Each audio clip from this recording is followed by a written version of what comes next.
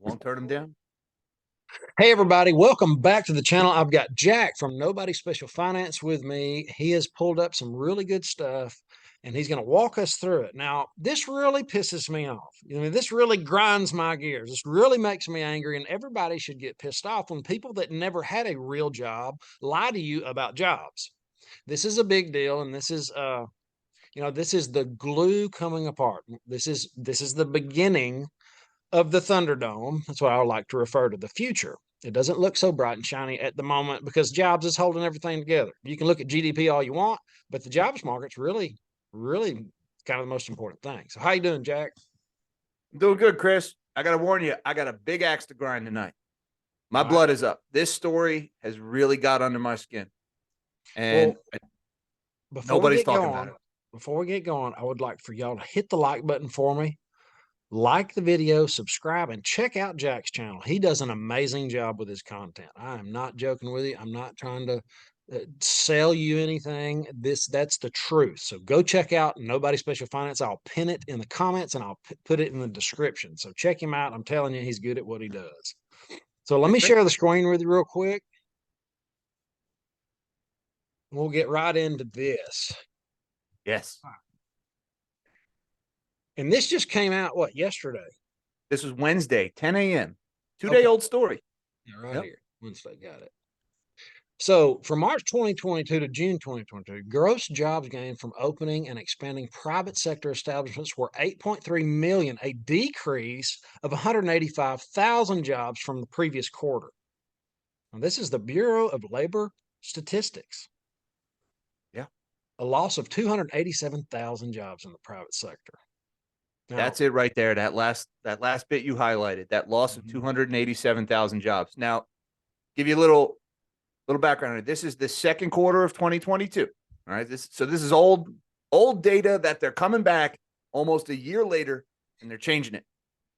Now, this is the Bureau of Labor Statistics. This is not some right-wing think tank. All right. This isn't some wacko private organization. Not somebody's opinion. Right. This is the government's data. This is the same organization that puts out that jobs report every month. And then the guys on CNBC are like, oh, my goodness, the labor market is so strong in this tight, resilient jobs market. Yeah, it's sickening. Right. These creatures. Now, I want to put this in perspective for you because we're looking back now at second quarter of last year saying the economy lost 287,000 jobs for those 3 months. I sent you a couple of articles. I think you got them queued up in here. No. Check this one out here. There you go. This one? Anyway, yeah. Not that one. The one you just had. Okay. There you go. This is the Associated Press saying the U.S. added 431,000 jobs in March. And there was a headline like this every month in the second quarter saying we added 400,000 jobs. We added 300,000 jobs. We added another 400,000 jobs. In total, the Bureau of Labor Statistics told us last year in the second quarter that the U.S. economy had added 1,121,500 jobs. Mm-hmm. A huge gain of jobs. Yeah. And that's all you ever hear is how good the labor market's doing all the time. Remember, that's why we weren't in a recession, right? Remember when they changed the definition of a recession and everyone and their brother was saying the strong jobs market, the strong labor market. Oh, my goodness, the tightness in the labor market. This isn't a recession. Yeah, well, it's always like they tell you these things, and then when it's not what they said, they're like, oh, okay, well, we're wrong. That's it. It's like, wait a minute, you just pulled the wool over everybody's eyes and you lied to us, and now there's several people that have a job, and that's it. It's over. Oh, quit living in the past. Ripped off. You ever been ripped off? Like somebody really took advantage of you, and then it's just kind of like, yeah, it happened. Now, the important thing, everything the Federal Reserve has done in the last year, all the rate hikes, which the consensus is starting to emerge that the Fed has already gone too far. They've already broken things, and we just haven't found out yet. Well, let me throw this other one up before we get too far.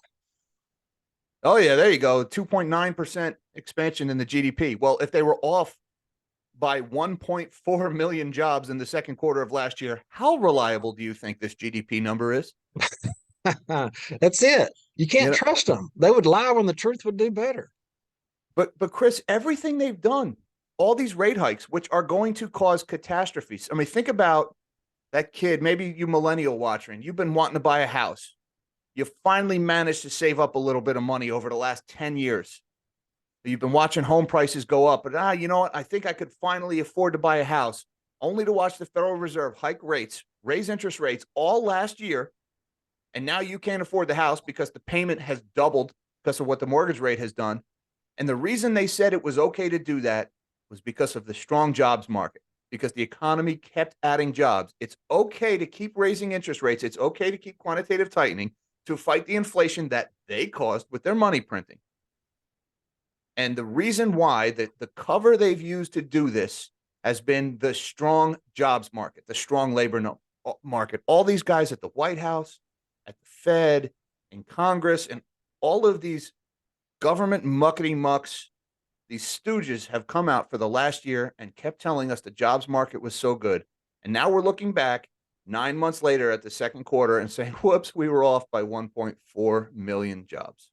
Yeah, they missed it by a million. A million and 100. It's nuts. It's the same thing that's going to happen with the dollar. I'm not trying to get off on the dollar. It's fresh on my mind because I've been studying on it, but they'll tell you anything, whatever it takes to keep that can going down the road, whatever it takes to keep this house of cards together is exactly what they're going to tell you. And, we make videos about how there's no such thing as transitory inflation. That's a pile of crap. And it was. Yep. Things like gold and silver usually hedges against inflation. And it has been. It has done its job. I'm very thankful it did because I was trying to encourage people to, move over to that asset. You were selling your stocks. I did a video with you, and I was saying, hey, there's a lot of people that are really smart that have a lot of money, like Jeff Bezos, Elon Musk, those kind of people were selling their stock. I said, this might be a good time to probably think about moving into precious metals. April is when I sold most of my stocks last year. I remember that. Yep. That was right this exact time frame. Yeah. So, and you mentioned transitory inflation, Chris. They lied to us about inflation being transitory. They knew it wasn't going to be transitory. These are not stupid people. All right. Nobody gets to this point.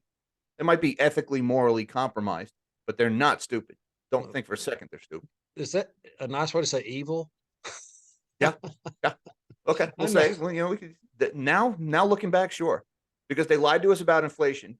They got rich off of it. Remember, August of 2021, the Fed sold all their stocks to eliminate the appearance of a conflict of interest, the insider trading. Remember, they all got investigated and prosecuted?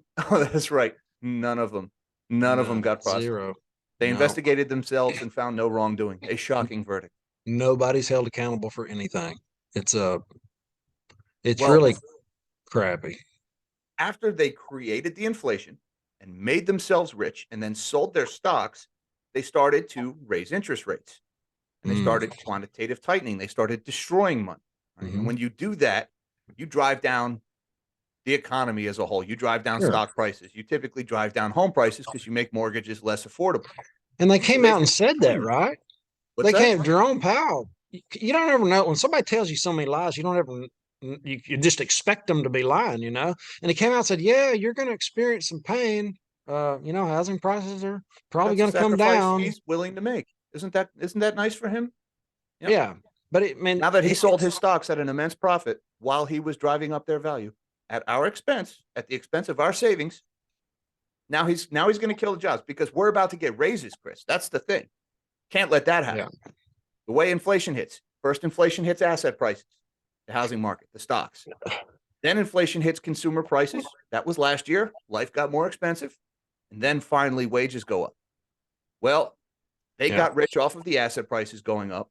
Then we got poor off of the consumer prices going up. Now everybody's faced with probably either getting a raise or quitting their job because I'm not going to work for the same amount of money if life is 20% more expensive. And the Fed is doing everything they can to kill the jobs market, to make sure we don't have the option to quit and go work somewhere else for more money. They don't want wages to go up because they think if we make more, we'll go spend more and cause more inflation. And so they're killing the jobs market on purpose. But while they're doing it, they're telling us it's strong. And then 9 months later, they go back and they change the data massively in the other direction. I mean, they went from 1,121,000 jobs added to 287,000 lost. And Now, no legacy media covers it. This zero. isn't on Zero. headlines. This should have been everywhere. Well, And I mean, I showed you the headlines of the Associated Press. When the jobs number comes out and it's fake and it says 438,000, oh, front page news, strong economy. And Brandon is making his stupid speeches about how Build Back Broken is being so successful and everything is la-di-da. 9 months later, whoops, sorry, we were off by like a factor of 10 in the other direction.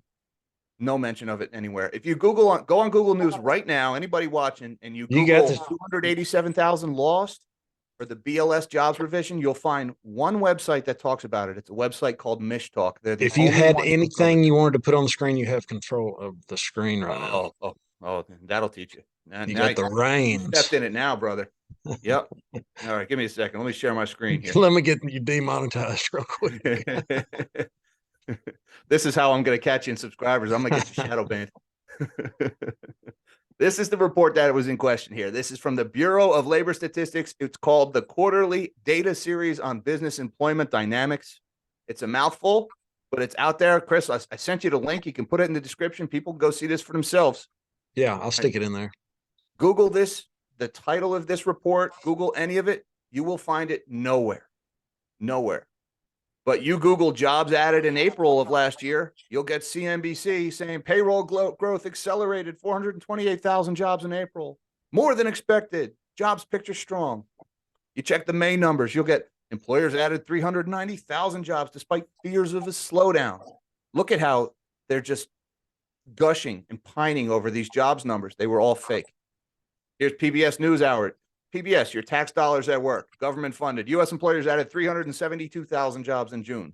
Do they just pull these numbers out of their butt? I mean, how do you come up with numbers? They're just not real at all.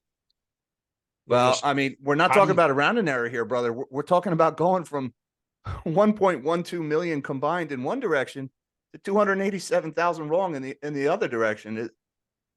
How do you make a mistake that big unless they're just lying through their teeth? Nobody is held accountable. I mean, I realize it's the 2020s and the government lying to us might seem a little crazy. I just throw them out there. Maybe they're lying. Maybe they're not being totally forthcoming, open, honest, and telling us the truth. Yeah. Well, here we are. Yeah. So this really grinds my gears because they used inflation. They looted our savings with inflation, because when you print dollars, you steal value from existing dollars. Grandma's savings, our pensions, our money. They took it. They gave us back a couple of pennies on the dollar. They called it a stimulus, and they said, "You're welcome." And we were so happy to get it.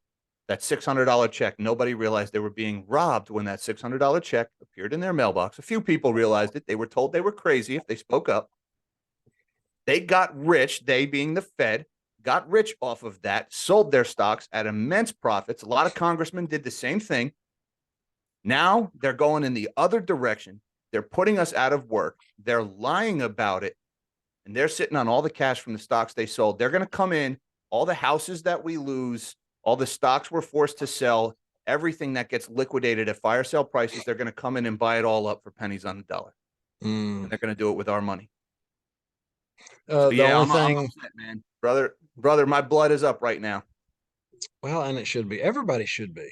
Everybody should. It's a bummer that a couple of YouTubers are the only ones talking about it. This ought to be. It ought to be from the rooftop. Everywhere. That's why I was pumped to do the video with you. And here's one thing that does concern me. When all else fails, and when these idiots or these evil people, or that real elegant way to call people evil, however you said that earlier, when all else fails, you go to war. And I just can't help but feel like, and I don't wish that, I don't want that or anything like that, but that's the thing that is concerning. And I try to stay out of that. I don't cover that at all because I just don't know what's real. That guy came over and was hugging on Nancy Pelosi, and I just figured, well, I just saw enough. So I hope that's not the next thing that we have to talk about. And look, it's kind of, I always say it's intellectually lazy to just say, "Oh, the government lies about everything." Right? That's kind of cliche. Sure. I'm very mistrustful of the government, but this is not. This is not just me saying they're lying to us about everything. This is their own numbers a year later, totally contradicting their own numbers from a year ago. And they lied through their teeth. They gave us these incredibly misleading numbers to shut us up and to placate us conveniently before the election and as cover to do harm to us, because these rate hikes and this QT that they're doing to fight inflation that they caused, they are going to inflict serious harm on people. All right, one more thing I'm going to share with you. Yeah. Real quick, give me a second. Yeah, this is kind of spur of the moment. I wasn't planning on sharing this one, but I show this chart on my channel a lot here. This is consumer credit in the United States. All right, this is America's credit card bill going all the way back to 2002. I want to zoom in a little bit. This is since the woohoo bat flu, as you say. All right, when we all got put under house arrest without being charged with a crime or put on trial for anything, when our rights were violated, we saved a lot of money and we spent down our credit card debt. But then inflation hit in with all the money printing and life started getting more expensive. And lo and behold, Americans started putting life on the credit card. And then they started raising interest rates to fight the inflation. But our wages never went up. We never got a raise. Remember, it hits wages last. And so we kept putting life on the credit card to offset the cost of inflation. We're going into debt. We're going into debt. Now they're trying to put us out of work with their rate hikes. Jerome Powell's own words. He wants to reduce the tightness in the labor market. That translates into put us out of work. They want to put us out of work. At the same time, they're raising the interest rate on this debt that we racked up trying to afford the inflation that they caused. Well, listen to I'm this. pissed off, brother. If you have $6,500 in credit card debt, according to Lending Tree analysis, you're doing better than half of Americans. If you have less than $6,500 in credit card debt, you're doing all right. I try not to blame somebody. No, I'm not guy blaming who them. Doesn't live in the charts, right? Hey, like I live in this stuff. I'm not blaming anybody. Let me get this out here because I understand. I have got people that have absolute horror stories of getting ill and loved ones, and just I understand. I'm not getting on you, but that's the world we're in. That's a lot of people that are having hard times. Is what I'm saying. But there's also people, like I said, I try not to blame everybody because there are people who are, single mom. She's just buying food for the kids and food got 20% more expensive over the last year. Credit card is her only option. All right. But then there's people who spent their stimmies on Gucci. And then there's people who went out and got themselves $1,000 car payment, never having any intention of making that car payment because they just went into forbearance right after they got it. Well, all that bill is coming due now. All the interest rates on that debt is going up now. And they're not going to get a raise. If you went into debt thinking, I just need to get through these next 3 months and then, I can pull it together. It's not happening. The Fed is doing everything they can to make sure that doesn't happen. This is all going to turn into bankrupt people. This is all going to end up in bankruptcy court. So, yeah, well, Milton Friedman they had it under control. These people were told, our leadership, the elites, our ruling class, that they had it under control, and they believed them. As far as wages keeping up with inflation, Milton Friedman said on average, if inflation goes up 10% and your wages go up 10%, no harm, no foul, right? Correct. The problem is inflation goes up 15% to your 10%. It's just like what's happening now. If your wages go up 10%, your taxes go up too. So the government takes a piece of that increase in the wage, you end up with less spending power. Everybody wants free money and nobody wants inflation. That's where we're at. We're here. Inflation is a tax in disguise. Yep, yeah, it's a tax that they don't have to sell to the public. It's not a hard sell to the public. Hey, here's some money and quantitative easing in all directions, and everybody welcomes it. But you're going to pay it in inflation, and it's really going to hurt that way. Well, I And mean, this is why nowadays two parents need to work to maintain the same standard of living that a single working parent household would have had 1 or 2 generations ago. It's because inflation has been eating away at our earnings this whole time for the last 50 years. This has absolutely been used to destroy the middle class. It's driven most people down below the poverty line. Some, a few lucky few, have managed to escape into the upper middle class, but most people have been driven down into the lower class or even below the poverty line by this. It's and in the not that end, they haven't gotten poorer, the poverty line has risen. That's the problem. They're uh, still earning more than their parents did, but they're somehow below the poverty line because the water level's rising.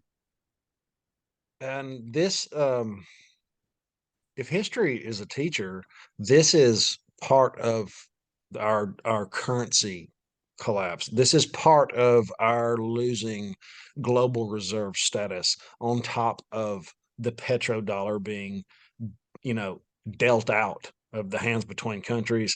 That's our stronghold. Other people get to have to take our inflation, other countries, and now it's going to get out of hand. And when we start begging for it, when the public starts begging for it, like you've said before, that's exactly what they're going to do. They're going to make the money machine go burr. And what does that do for inflation? You Brings know, it back.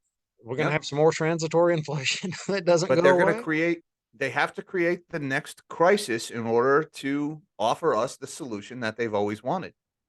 Right. And I've been saying all along, like you said, the reason they turn the money printer back on is going to be because we beg them to. Yeah. The average person will be begging them to do it.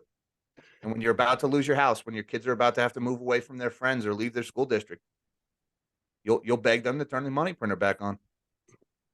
Well, Jack, thanks for coming on with me and pointing this out and just sharing everything you got. And guys, like I said before, go check out Nobody Special Finance. He's a good guy. I know him personally. And I'll let you send us off, Jack. Mm-hmm. My send off is not anywhere near as have an awesome, awesome day. All I'm going to tell you guys, share this video, like this video, sub to Chris's channel, get this out there, get this story out there because the press does not have your back. They are not covering this. This is a massive, massive story, something on this scale, and there is 0.0 mention of it in the mainstream press. Don't let them get away with ignoring this. That's all I'll leave you. Have an awesome day. That's right. Have an awesome, awesome day. We'll see you in the next one. Thank you for being here later. Anytime, brother.